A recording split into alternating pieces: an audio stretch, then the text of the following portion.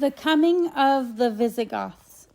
Stilicho, the half-barbarian, half-Roman general, did his best to protect Rome from the barbarian invaders. He fought the Visigoths for years, but the Romans executed him because they thought he wasn't doing his best for Rome. They shouldn't have. Stilicho was the only general who could keep the Visigoths away from Rome. Only 2 years after Stilicho's execution, the Visigoths finally marched all the way down through Italy to the city of Rome itself. When the emperor and his court heard that the Visigoths were coming, they packed up all their belongings and left the city of Rome. They traveled to a much smaller city that sat in the middle of a swamp. The Visigoths couldn't get through the soft, muddy ground of the swamp with their horses, so the emperor was safe. From now on, this tiny, dirty, damp city would serve as the capital of the Western Roman Empire. The people who stayed in Rome were terrified. For 800 years, the city of Rome had been safe from attack. Its thick walls and world-famous army had protected it from invasion. But now, the army was weak and frightened, and the walls were unprotected. The people of Rome sent desperate messages to the Eastern Roman Empire. "The Visigoths are coming," they wrote. "Please come help us." But the army of the Eastern Roman Empire was afraid to fight the Visigoths, and the Eastern Roman Emperor didn't dare send his army away from Constantinople, all the way to Rome. If he did, the other barbarians might attack his city while it was unprotected. So no one came to help Rome. The Visigoths poured over the walls and overwhelmed the soldiers who had remained on duty.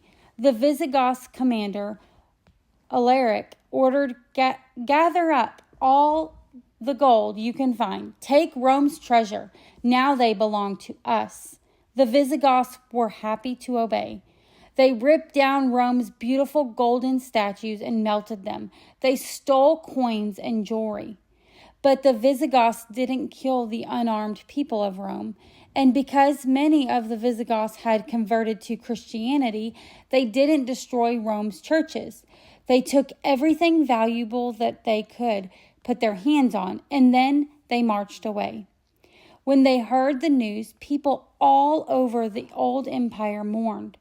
Over the Eastern Roman Empire, a monk named Jerome wrote, "Terrifying news has come to us from the West. Rome had been taken by assault. Sobs disturb my every word. The city has been conquered, which had once ruled the whole world. Rome would never again be a great world power. Some Romans still live in the city, but 45 years after the Visigoths attacked, other barbarian tribe invaded the city again. This tribe, called the Vandals, took everything valuable that the Visigoths had left behind. They were even worse than the Visigoths. They captured the frightened people of Rome and led them off to be slaves and hostages. They burned buildings made from wood and tore bricks and stones out of the walls that wouldn't burn. They even peeled the gold decorations off the roofs of Rome's temples. Today, we call someone who destroys things for fun a vandal, after the Vandals who destroyed what was left of the city of Rome. The Western Roman Empire still survived, but just barely. The capital city was gone, and its emperor was ruling in the middle of a swamp. Soon, the Western Roman Empire would be gone forever.